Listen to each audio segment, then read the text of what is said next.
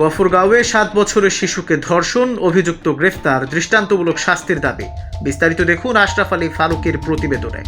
ময়মনসিংহের গফরগাঁও উপজেলার লঙ্গার ইউনিয়নের মাইজবাড়ি এলাকায় ২০ ফেব্রুয়ারি এক বীভৎস ও ন্যক্কারজনক ঘটনা ঘটে।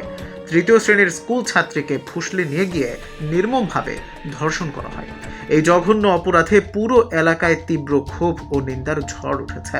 ভুক্তভোগীর পরিবার জানিয়েছে, অভিযুক্ত মৃত জুলহাসের ছেলে এমদাদুল হক কৌশলে মেয়েটিকে ডেকে নিয়ে গিয়ে পাশবিক নির্যাতন চালায়। শুধু তাই নয়, ঘটনা কাউকে জানালে প্রাণনাশের হুমকি দেয় সে।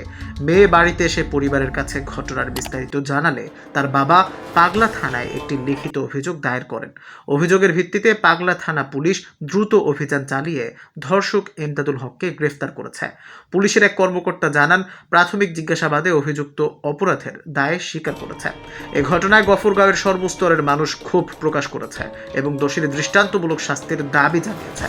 মানবাধিকার কর্মী এবং স্থানীয়রা বলছেন, এমন পাশবিক অপরাধের উপযুক্ত বিচার না হলে সমাজে নারীদের ও শিশুদের নিরাপত্তা নিশ্চিত করা অসম্ভব হবে।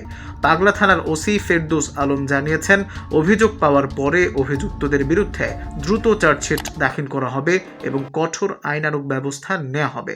এদিকে ধর্ষণের শিকার ছাত্রী ও তার পরিবার নিরাপত্তাহীনতায় ভুগছে।